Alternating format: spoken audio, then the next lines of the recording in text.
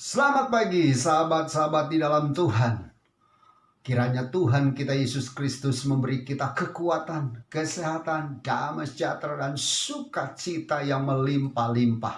Firman Tuhan dari Yohanes 1 ayat yang keempat dikatakan dalam Dia ada hidup dan hidup itu adalah terang manusia. Sahabat di dalam Tuhan, 2 poin penting yang dituliskan oleh penulis kitab Yohanes ini. Yang pertama, dalam Allah ada hidup. Jelas kita harus mengerti, kita harus setuju bahwa hanya di dalam Allah kita ini bisa hidup. Karena Tuhan, karena Allah yang memberi kita hidup. Kitab Kejadian mengatakan Allah menghembuskan nafas hidup kepada manusia.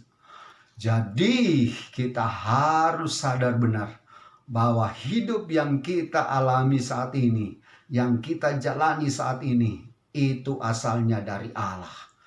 Tidak boleh kita bermegah, tidak boleh kita sombong, tidak boleh kita angkuh, tidak boleh kita tinggi hati, tapi kita selalu harus bersyukur karena Dia yang telah memberi hidup dalam kehidupan kita. Kalau sampai hari ini kita hidup, ini semua karena anugerah Tuhan. Saya ingat waktu SMA belum bertobat dan teman mengajak saya untuk memanjat pohon kelapa dan saya jatuh. Kurang lebih sekitar 17 meter jatuhnya. Hari itu saya memikirkan bahwa saya itu meninggal. Tapi saya mengucap syukur. Itu semua anugerah Tuhan. Saya jatuh dari atas pohon kelapa. Saya berdiri.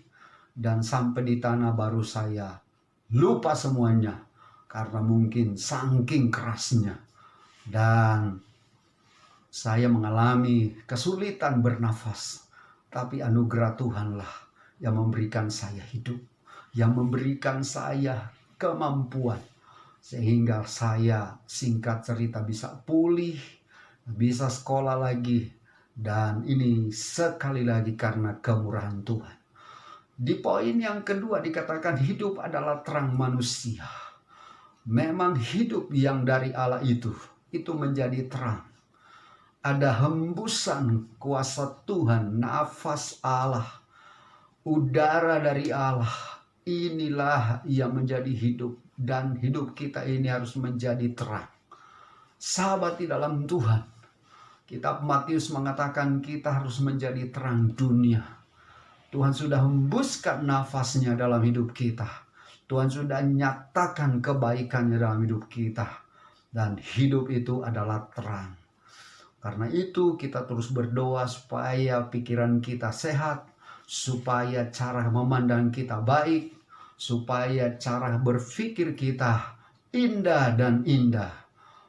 Filipi pasal 4 ayat 8, semua yang mulia, semua yang suci dan seterusnya, itu yang harus kita pikirkan. Sahabat di dalam Tuhan, kita boleh mengalami anugerah dan berkat Tuhan. Dan terang yang Tuhan berikan dalam hidup kita, menjadikan kita berkat dimanapun kita berada. Hamba berdoa buat sahabat-sahabat di dalam Tuhan. Kiranya Tuhan terang-Mu terus bercahaya dalam kehidupan kami. Engkaulah yang menghembuskan nafas hidup sehingga kami boleh menikmati semuanya. Engkau menjadikan kami alat bagi kemuliaan Tuhan. Terima kasih, urapi sahabat-sahabat semua dan berkati kami semua. Dalam nama Tuhan Yesus. Amin.